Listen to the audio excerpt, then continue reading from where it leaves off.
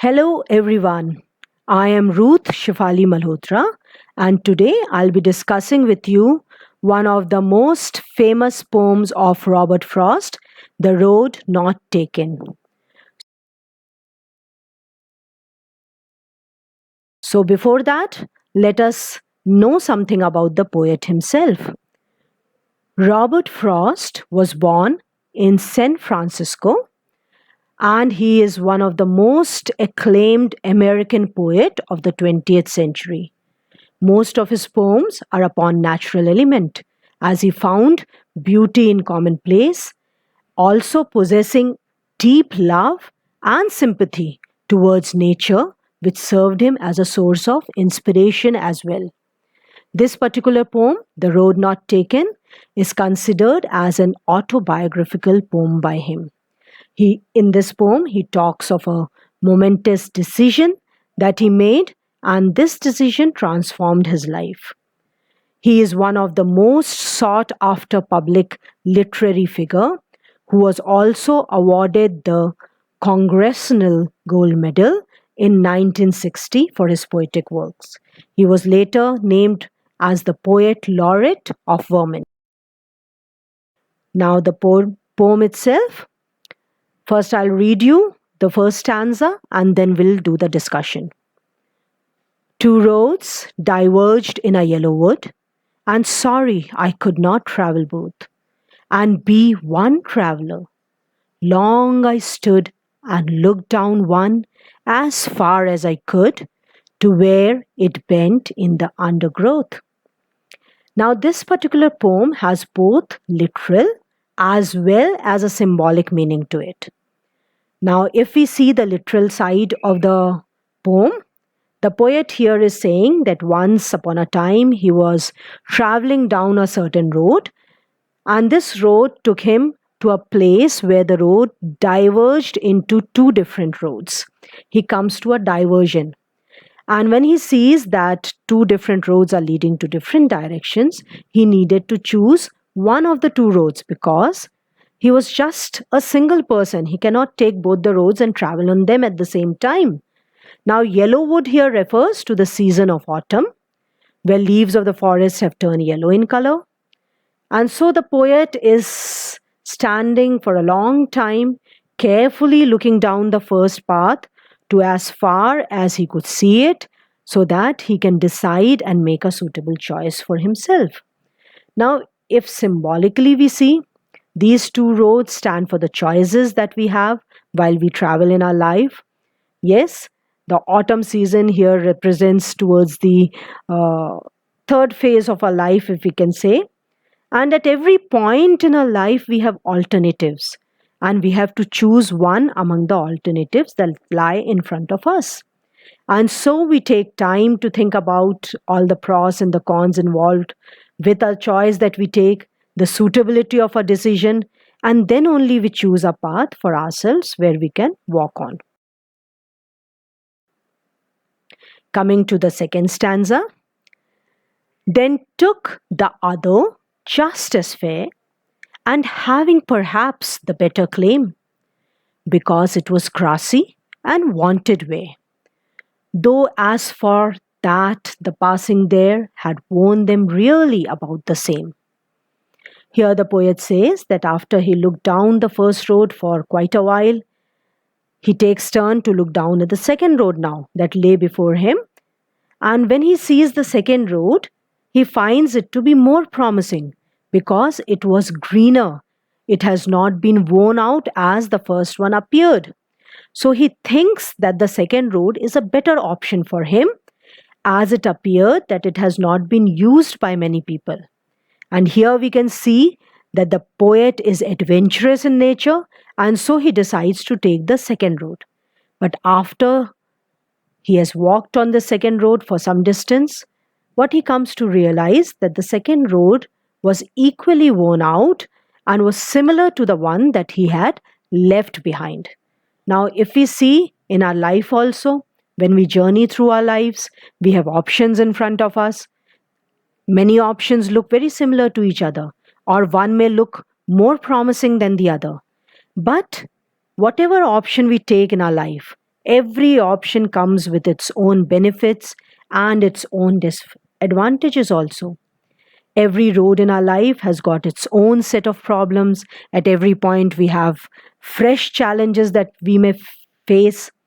And so, any option that we take in our life, at the time of choosing, we are not certain whether that particular option is going to be a better option for us or not.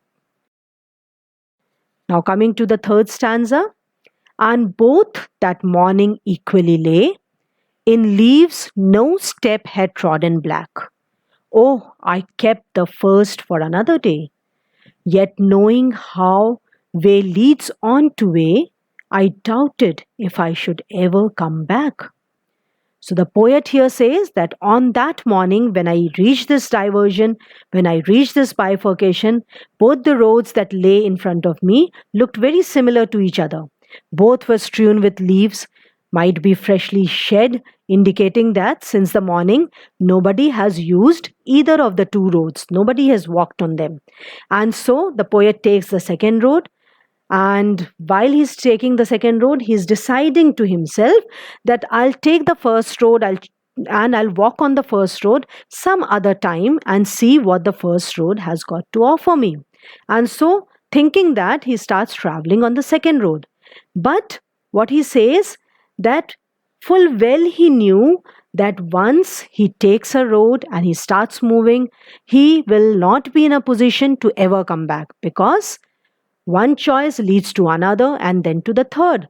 And so nobody is left with any choice to come back and explore the road that is left behind at any point of time.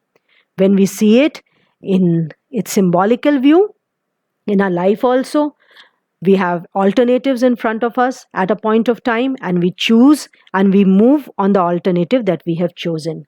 And we might think at some point of time that we'll see the alternative that we have left behind, but never in our life do we have that opportunity to retrace our steps and come back and pick the alternative that we have left behind earlier, suggesting that life never gives a second chance to anyone to try out what has been left at the first.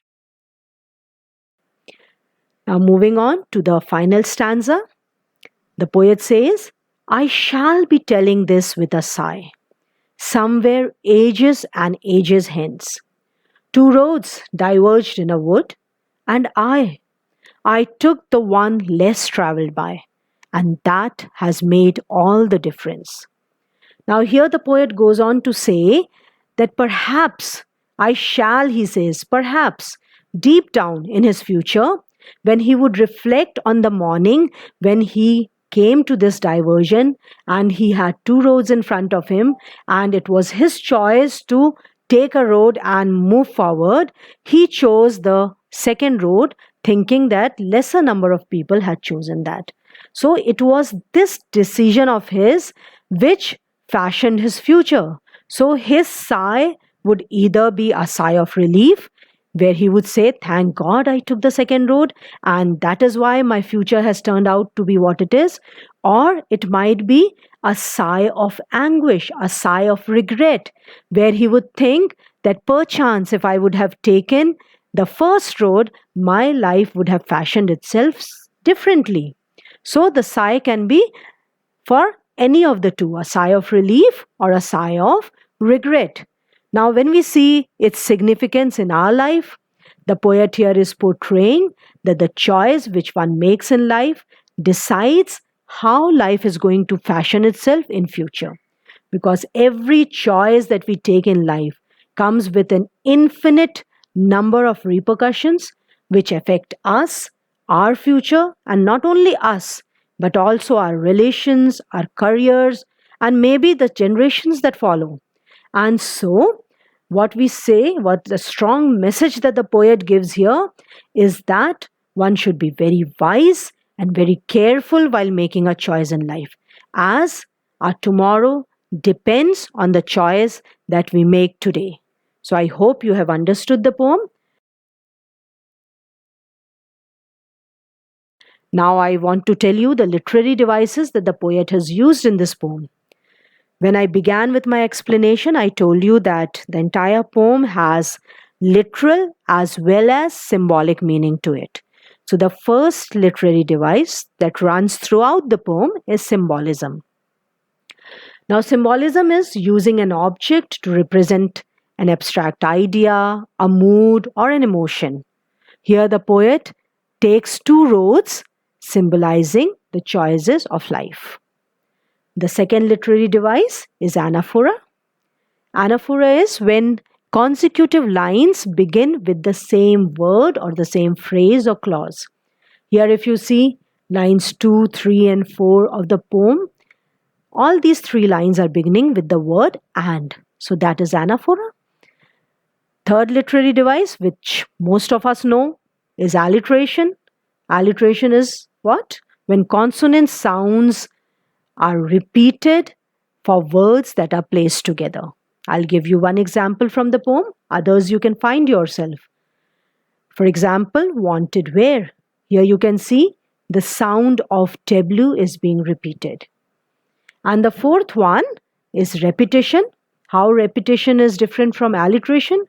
Repetition pertains to that literary device which uses repetition of words or sentences so that emphasis is laid on an idea or a thought. Now, if you check stanza 1 and 4, the line, two roads diverged in a wood, is a repetition. So, these are the literary devices that the poet uses. Coming to the rhyming scheme, the rhyming scheme of the poem is A, B, A, B.